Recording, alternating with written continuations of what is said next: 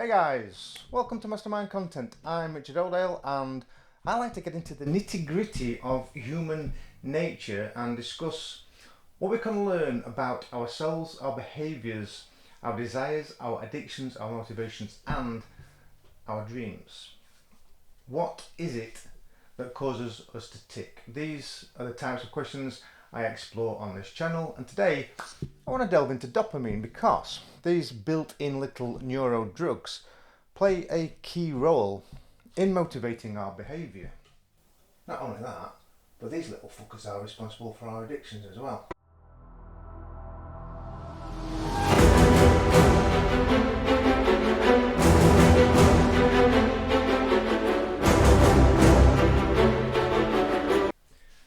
Right guys, let's get straight into this because I don't like to waste your time with long-winded intros. So, dopamine. How do these little fellas influence habits? And how does a dopamine deficiency lead to addictions? And why is this important for us to know about? These are the questions we will be answering today. But first of all, let's address what dopamine is. So dopamine is a neurotransmitter that is secreted by the brain when we feel satisfied and happy with an experience.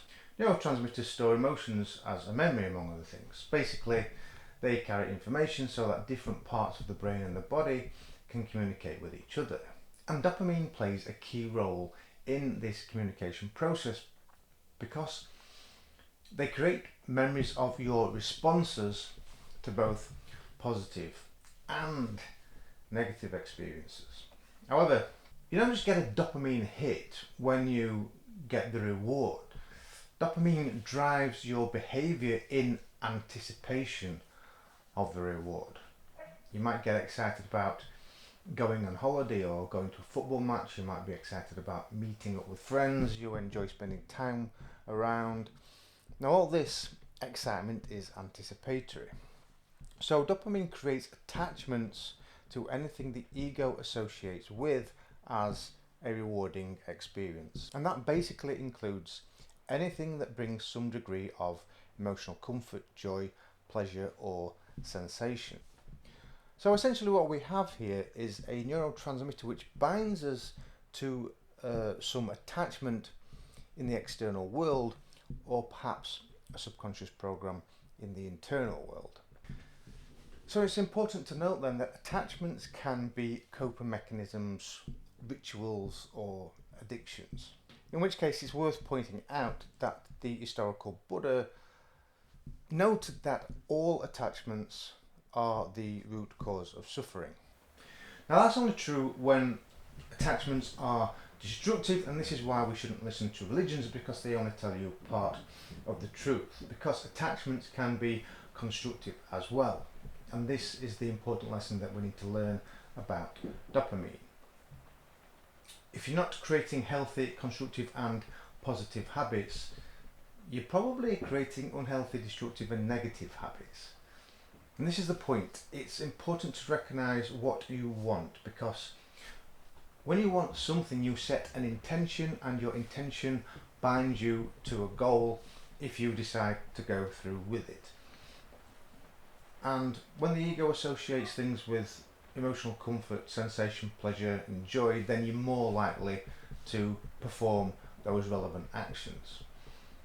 It's a thing that you strive to do every day. You say, I'm going to do this, or I want that, so I want to eat a chocolate bar, I'm going to smoke a cigarette, I want to cook risotto for dinner, I'm going to wash my car, I'm going to build a new business. Whatever it is, whatever your intention is, whatever you say you want to do, and then you go out and do it. But what happens when your intentions are bigger than simply eating a bar of chocolate or smoking a cigarette or cooking a risotto? What if they are to build a business or something that's significant to your future? Do you then have the motivations, the skills and the desire to achieve your goal? Because when your dopamine levels are low, you're less likely to be motivated or focused on the things that you need to do to build the future that you intend to create. Now, dopamine deficiency can occur for a number of reasons, and one of the key reasons is fear. For example, you might want to have a child or you want to get married, but you're afraid of making a commitment, so you keep putting it off. You might want to start a business, but you're afraid of failure, so you just never get started. You might want to apply for a job that will elevate your career, but you're afraid of rejection, so you don't apply. Now, why is this important to know? Because fear induces stress, and stress inhibits dopamine. So if you're afraid of pursuing your intention because of the sheer thought of it stresses you out, your brain won't secrete dopamine and you won't be as motivated to strive towards your goals. You just stay in survival mode. But why is that? Now, I'm not a neuroscientist, so I can't say this with 100% certainty, and this should not be taken as neurological advice. It's just a hypothesis that seems logical to me. If you have a dopamine deficiency, there's a strong likelihood that you're not coping with your environment because of a fear-based subconscious program that is stored as memory. Now, why do I say that? Because dopamine not only plays a role in storing memories that bring comfort, joy, pleasure, sensation, etc., it also stores memories of experiences that were uncomfortable and not pleasurable. Now, when we experience moments that invite stress, we turn to coping mechanisms that do offer joy, comfort and pleasure. And dopamine recognizes this and stores it as memory, which is why when we feel stressed, we automatically turn to these coping mechanisms. Now, a stored memory is the program, the subconscious program that causes us to automatically gravitate towards whatever it is that provides a sense of comfort and well-being. Oftentimes our coping mechanisms are destructive habits that tend to sabotage our relationships or our lives if they get out of hand, purely because we feel as though we need that substance or behaviour to release us from stress. Now, typical coping mechanisms that become habits are things like chocolate, smoking, comfort foods, alcohol, drugs, hypersexuality, excessive fitness training or excessive shopping, gambling, social media, collector's items. Workaholism is another example. Now, basically any behaviour that has been learned becomes part of your regular activities, and dopamine plays a role in shaping your behaviours through desires and motivation. Not only that, but the dopaminergic network in the brain plays a role in how you feel. The right quantities of dopamine help you to feel calm and composed. It also helps you focus. But this complex chemical also seems to be part of the reason why so many people feel dissatisfied, frustrated and irritable as well. That's because energy oscillates, so your lows equal your highs. So it turns out that dopamine is not quite the cute little dopamine hit neurotransmitter that we thought it was. This little fucker is also responsible for your RDS moods as well. Think about that. Let me explain. So let's imagine that this is your baseline, and this is your dopamine. It goes up and it goes down. The higher it goes, the lower it goes. The higher it goes, the better you feel. The lower it goes, the worse you feel. Now, what you don't want is a dopamine spike, because however high your dopamine levels get, they drop to the same measure below the baseline. So above the baseline you feel happy, ecstatic, excitable, etc. Below the baseline you basically feel irritable, frustrated and cranky. Wherever you find comfort, pleasure, sensation, etc., basically anything that the ego associates with can become an automatic behaviour, or you gravitate towards a substance which enables you to cope with stress. So for example, if you're in an environment in which you struggle to connect with people, your emotional well-being needs are not being met. You may feel as though you do not have any sense of belonging, or you may feel as though you're not accepted, which are basic human needs. Now in this scenario, you've got to feel stress because you don't feel as though you fit in, and your thoughts are filled with nobody loves me. You may even have self-hate. You may even direct your hate and project it onto other people because you think that nobody likes you. Now this is clearly stressful for an ego that needs love, acceptance and belonging. Now stress inhibits dopamine so that you're not getting the sufficient dose of dopamine from your environment because you don't think anybody loves you, you don't feel accepted. In this scenario, you're going home with low levels of dopamine. So to pull them back to your baseline or above, you then gravitate to behaviours and substances which raise the dopamine levels, which gives you a better sense of general well-being. Now this of course looks different for everyone. It could be watching TV and binge eating chocolate and snacks, it could be drinking a bottle of wine, or it could be taking cocaine and watching pornography. For me it was smoking cannabis and writing fiction because that's where I found my escape from the real world. Now one of the things with low dopamine levels, dopamine deficiency, is that you find life mundane, and some of these coping mechanisms that we adopt are to make life feel more colourful and real. Now that was the case for me, and the reason I needed to escape was because I wasn't coping with the real world in the right way, because I had low self-esteem, I lacked confidence, and I didn't feel as though I fitted in with my friends, or I didn't feel as supported by my friends. Now these were the programs that my past had stored as memory. Now these type of subconscious programs drive you to seek some form of gratification from your environment to help you cope with life. And this is where dopamine gets dodgy. It plays a role in forming destructive behaviours when we can't cope with life. In these situations we'll generally experience brain fog, anger, anxiety, impulsiveness, alienation and lack of organisation skills, all of which cause emotional discomfort for the ego. And so the ego goes in search for things that offer comfort. And we all have these moments, right? That's just how we are as human beings. And we all go through times when we need coping mechanisms. Many of us cling on to these coping mechanisms to the point where they become addictive and destructive. But I want to tell you this, and if you take anything away from this video, let it be this point. If dopamine helps you to create unhealthy, destructive and negative behaviours, then it can help you to create healthy, constructive and positive behaviours as well. And you have a choice. You have a choice to choose how you spend your time.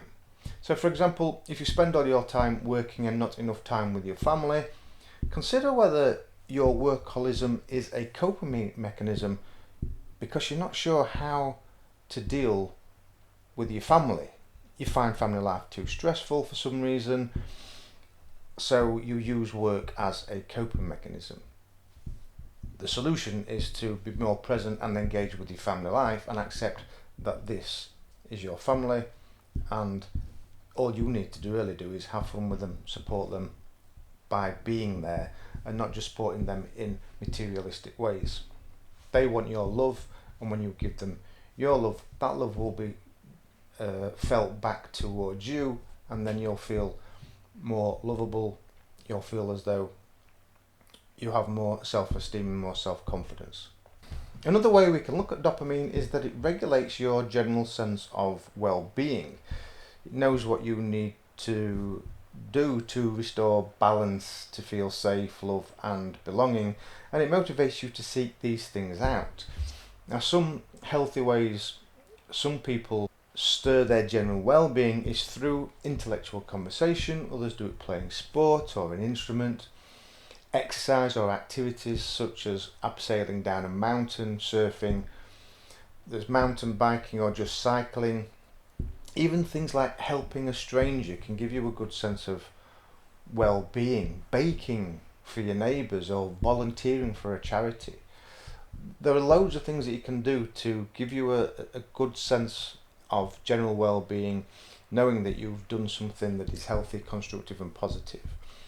So how can you find healthy solutions in your life? What I would say is just do things that you're passionate about and things that you can focus on. When you go into focus, this is when you get dopamine into the subconscious program because it is rewarding. Now, some people might have low dopamine levels because they are bored with their environment. This is perfectly reasonable. But in these situations, you're simply not doing enough things that motivate you and excite you. And there are many healthy and constructive ways you can choose to help nurture a general sense of well-being. First of all, you have to recognise which behaviours you are not motivated by and identify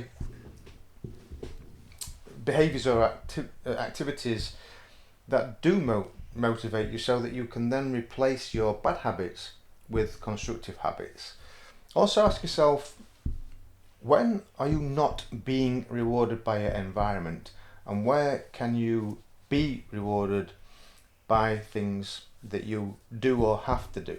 Now, sometimes that's just a shift in mindset, but if you observe where you are feeling stress and why you are feeling stress, then you can work with that knowledge to apply a different attitude or a different mental approach, or even a different physical approach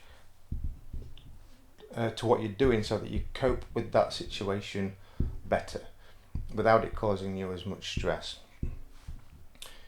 You'll also find subconscious programs that resist engaging with life because it causes you discomfort or displeasure.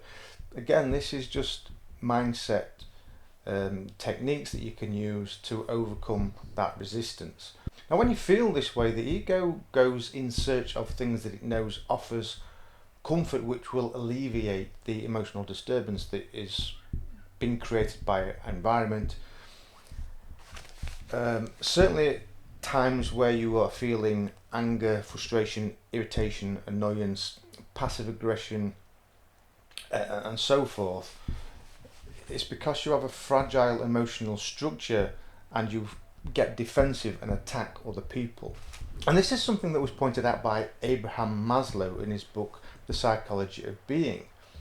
He said, a person's needs, drives and motivating states in general as annoying, irritating, unpleasant, undesirable, as something to get rid of. Motivated behaviour, goal-seeking, consummate to the responses are all techniques for reducing this discomfort. Essentially what's happening here is the ego is always in search of things that offer you the most comfort. It protects your emotional well-being, which it does by enveloping you in a bubble of comfort and preserving your self-image. Now, when you're in this zone of comfort, there is no dis-ease towards your environment. So dopamine can be good stuff. It has your best intentions at heart, essentially, and it does help you to engage in things that you love to do when you feel safe and good about yourself. In short, it serves as a survival mechanism. But when your survival mechanisms are destructive or hold you back, you struggle to move forward in life, and the more you feel stuck, the more irritated, angry and frustrated you become. If you want to learn more about neuroscience, psychology and how to overcome destructive habits, then subscribe to the Mastermind Content channel and follow us on Facebook, Instagram and LinkedIn for more self-development advice and just to get to understand yourself. I'm Richard Oldale and this is Mastermind Content. Thanks for watching and I shall see you soon. Bye.